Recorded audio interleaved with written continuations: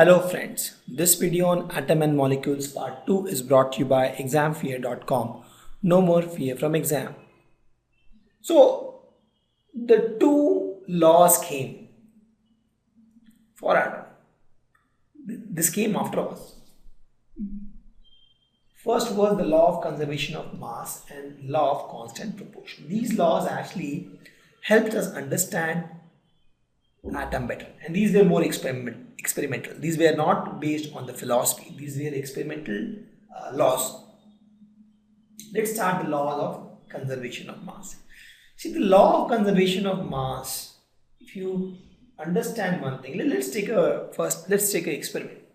You take a matchstick and you burn it. You take a matchstick, you burn it, it's totally burned, right? But before burning it, you find the weight of this matchstick. So let's suppose this is X gram. And then you burn it. After burning, you find the weight. You will see that it is still X gram. The mass of the particle has not changed. This was a matchstick, this is actually ash. Still the mass has not changed. And if you see, burning of a matchstick is nothing but a chemical process. Correct? So you had the matchstick, it went through a chemical process, it became ash, still the mass is same. Right? That means this is a matter, it goes through some chemical process.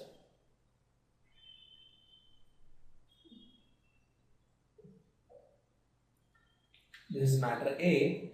After chemical process, it becomes matter B. But the mass is X gram here. Here also the mass is X gram. This is something we have seen. You can take any other experiments. In any other experiment in the lab, you first measure the quantity of the reactant, just react it, and then do it in the closed beaker so that things are not lost. And then you measure the quantity of the product, the weight of the product. The weight of the product and the weight of the reactant will always be same. You can try this. You can take water and sodium, react it. You can take water or calcium, react it. Right? You just measure the weight of the reactant and the weight of the product, final product. It will always be same. This is experimentally seen. And this is called law of conservation of mass. That is, the mass can neither be created nor can be destroyed in any chemical reaction. Please note, the mass of a state, the mass can neither be created nor can be destroyed. Right? This mass can neither be created nor can be destroyed. In fact, the whole universe mass is constant. It can neither be created nor can be destroyed. Okay?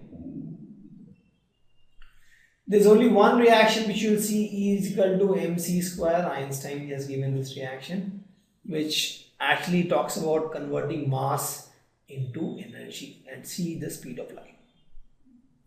That is a different reaction altogether, where mass can be converted to energy. But in typical reactions, mass can neither be created nor can be destroyed in a chemical reaction. Right? You can just ignore this part as of now, not required for this standard. Let's understand law of conservation of mass says that mass can neither be created nor can be destroyed. Weight of reactant will always be equal to the weight of product in any chemical reaction. You take a matchstick, you burn it, weight of this is X, the weight of this will also be X. Okay. Let's see another observation. So you can take water, here the reactant is water, and this water can be from any source, right? The water can be from pond, you can take water from river, you can take water from well, you can take water from mineral water. or you can even take distilled water. You have water from different source. If you try this in your lab, you will see that 18 grams of water, when you decompose it, it will actually give you 2 grams of hydrogen and 16 grams of oxygen. You can try this. And here also, if you see, the mass of reactant is equal to mass of product, 18 grams, and this is 2 plus 16, 18. The first law holds true. But here if you see, the proportion is always 2 plus 6, 16. It is never 3 plus 15. It is never 3 grams of hydrogen and 15 grams of oxygen. Or it is never 4 grams of hydrogen and 14 grams of oxygen. It is never. It is always that 2 grams and 16 grams. Why? Why 18 grams of water from any source always breaks into 2 grams of hydrogen and 16 grams of oxygen? Why? You can try this actually in labs. This is true, right? Or let's suppose you take ammonia gas. So this also, if you break, it will give nitrogen and hydrogen. So if you take 17 grams of ammonia gas, it will always break into 14 grams of this and 3 grams of hydrogen. It's always break. You take any 17 gram of ammonia from any source, doesn't matter, it will always break into this ratio. This is experimentally seen. You must be thinking, why? Why this is happening? There has to be something, right? These are all experimental data. Please note, we are not talking about philosophy now. These are all experimental data. You take any 18 grams of water, you will get 9 grams of hydrogen, 16 grams of oxygen. Or you take 9 grams of water, then you will get 1 gram of hydrogen and 8 grams of oxygen. Obviously, you will divide everything by 2. Same thing, the same ratio will hold true. If you take 100 grams of water, then you will get 2 by 18 into 100 grams of hydrogen and 6 by 18 into 100 grams of oxygen. The math will all be same. But this proportion 16 by 8, that is always maintained. And why this is happening, right? So with that, a new law was given, that was law of constant proportion. It says that in any chemical substance, the elements are always present in definite proportion by mass. That is, for example, if you take water, then hydrogen is 2 and oxygen is 16. This is experimental data, that is 1 by 8.